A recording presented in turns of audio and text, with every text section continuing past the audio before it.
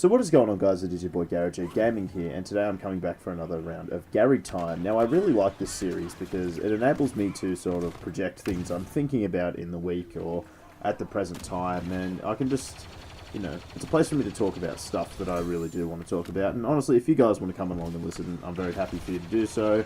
If you guys don't want to stick around for videos like these, just make sure to drop a like before you leave, just so I know that you're supporting me in some kind of way. That doesn't really make any sense. You know what? Okay, let's be fair here. If you don't like these kinds of videos, actually leave a dislike, and I will know based on likes or dislikes how many people actually like these, how many people actually hate them. Now, spoiler alert for those of you who are going to dislike, I'm still going to do them anyway, but it's just going to let me know how many people actually like these and how many people just whatever.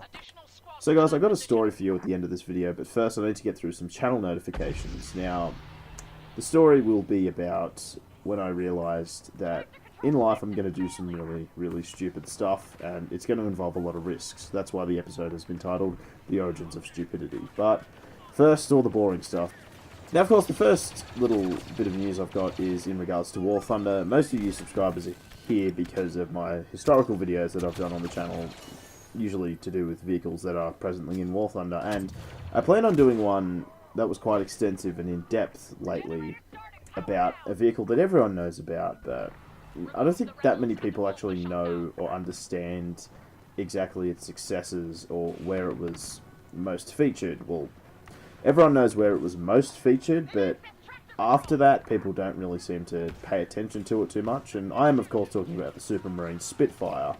And most people know it from the Battle of Britain in the Mark 1 and the Mark 2 variants of it, all the jargon and stuff like that, but not many people outside War Thunder, or maybe even, dare I say, World of Warplanes, or even aviation enthusiasts, but most people with a general overview of the Second World War, they wouldn't be able to tell you all this information about a Spitfire.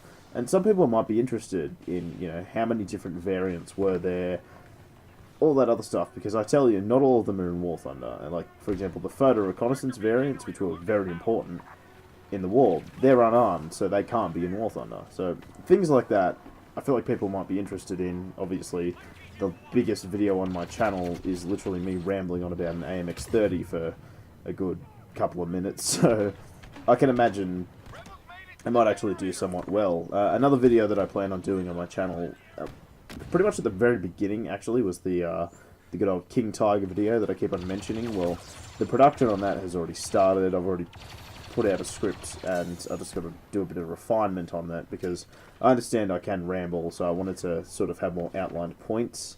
The problem is just figuring out which sections should go where, because there's some things that don't really belong anywhere, so I'm probably going to leave them to the end of the video, so then I can just sort of go through them. And yeah, I think that's all I have planned so far for the historical stuff. Now, many of you are probably sitting there going, well, what happened to my 5 facts in 2 minutes videos? They're getting there. See, the problem is, I did initially plan on releasing them every sort of Wednesday. However, some problems arose when the vehicles that I'd intended to do have been running into some issues in-game. One of them is a tank, and the tank is... historically, it's interesting, but the tank is actually trash stock, so I've kind of got to figure something out real quickly. Another vehicle is an aircraft, and its matchmaking is just so slow that it's tiring me trying to get games for it, so I don't know. I'm considering whether I should just pick another pair of vehicles that I want to do, or if I should just stick with the ones I'm already doing. I don't know, because I've already written the script, and it's just kind of annoying. So, I don't know. I'll think about it. What I've noticed a lot of other YouTubers doing as well is they'll sort of show off their tech trees just to see how far they've researched. So I considered doing a video like that, but I don't know how people would be interested, because they'd obviously see that I've got a bias for a certain type of vehicle, like my US fighter line. My US fighter line goes from Tier 1 all the way down to Tier 5, and it's like... I've researched the A5 Sabre, I just haven't bought it yet because it's that expensive. There are a lot of holes in the bracket aircraft, of course. And then you move over to the Naval Aviation branch, and it's gone down to like one of the Corsairs, and then it stopped, and then there's like a bunch of F6Fs and more Corsairs afterwards. And then the only other line I've really bothered to go down is the bomber line, and that's about it for the USAF. The Germans are probably the closest nation I'll ever get to completing 100%. Same with their tanks. I have every rank 1, 2, and 3 vehicle, and I'm about 2 vehicles away from getting every rank 4. As for the Soviets, they're a giant pain in the ass. But like I said, I could do a video on that just to go over my goals in the game currently. Because at the moment, it doesn't really feel like there's much variety. I've sort of got German 5.7, German 6.7, German 6.3, all the German planes, of course. British are a blast at 6.3 because of the overpowered FV4202, which I've recently gotten my hands on. Other than that, they're kind of annoying past 4.7, and before that, I don't really see much point playing, though I might have to do a video on the Crusader one day, so, yeah, I wouldn't really mind doing that, though, because the Crusader is actually a really good tank. Well, in my opinion, it's pretty cool as a little cruiser tank. And I'm starting to ramble on again, which is kind of annoying me, but you guys know what I'm like. Anyway, the point is, the War Thunder content is kind of blocked at the moment. I've got content creators block, YouTubers block. There's so many videos that I want to create, and it just feels like the game is just working against me to produce these videos, so I don't know. Well, I guess that's the whole news portion done, so let's get on to the story. Actually, before I do so, I just want to let everyone know I'm actually considering downloading Armored Warfare onto my PlayStation, because it seems like a change of pace that Battlefront can provide, but I feel like I should do more than just 2 games on my channel. That might get really bland for people. So, I don't know, Armored Warfare, is it any good?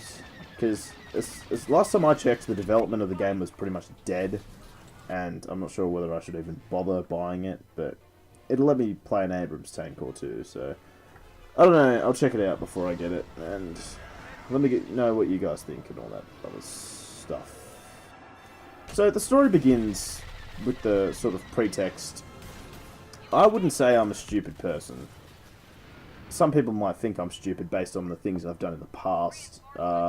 Some people might look at me, the way I articulate my words, and, you know, come to the conclusion that you're obviously not stupid. How would you know all this stuff? How would you be able to be so practical in life? Anyone who knows me would know what I'm talking about. But, I don't know, I believe that there are stupid people in this world who are just overall very stupid.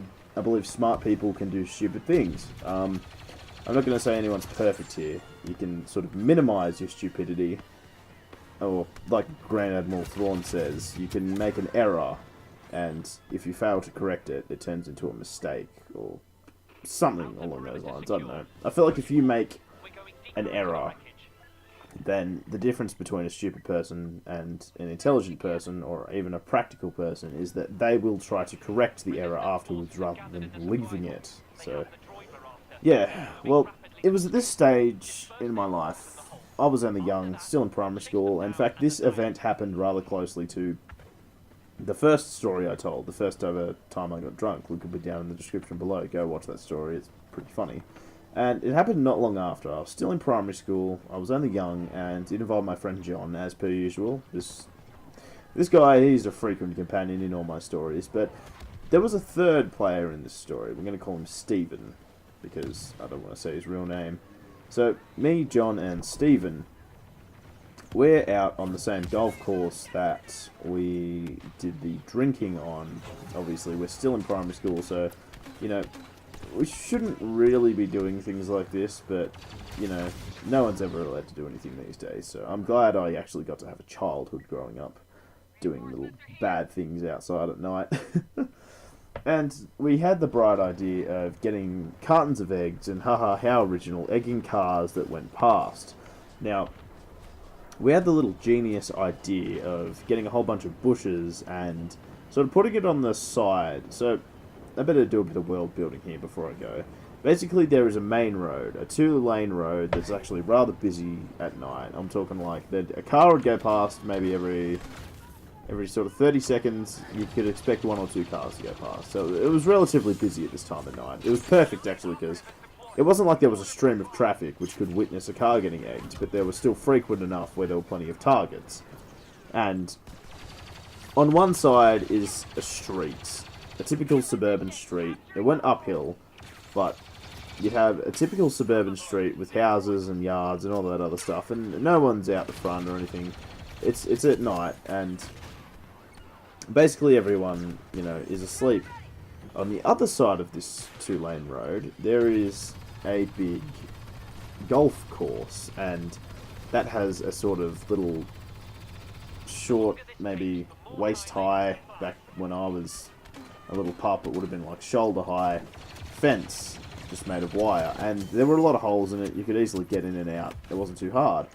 But we decided we wanted to camouflage ourselves, so we got a couple of bushes and, you know, made a little nest for ourselves. Now, in hindsight, it's actually rather stupid, because it was mainly just trees on this golf course, at least on the border next to the highway, and then all of a sudden, there's this little bushy patch. So it was actually more obvious, but we didn't really think at the time. And the night started out, we grabbed a couple of eggs. I think we grabbed like 3 cartons of eggs, and we made off to our little position. And we were sort of just sitting there, and at first none of us really wanted to do it.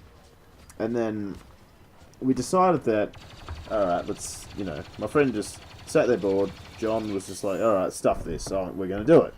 So, grabs some eggs out of the carton, waits for a car to go past, and then just pegs it at the car. Sure enough, splat. The car sort of slows for a second, and I'm sitting there going, oh my god, we've just done one.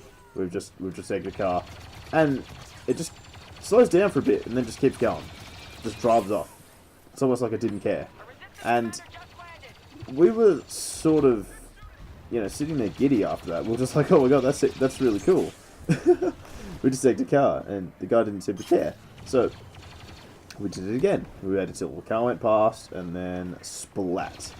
Now, here's the problem. A taxi went past about the 3rd or 4th time. We did egg it. And when it got egged, he seemed to slow down a bit more than the other guys. And then he just took off again down the road. And we were like, okay, that was a bit weird. You know, we were expecting someone to get out. And we knew what to do. If someone got out, we were just going to run.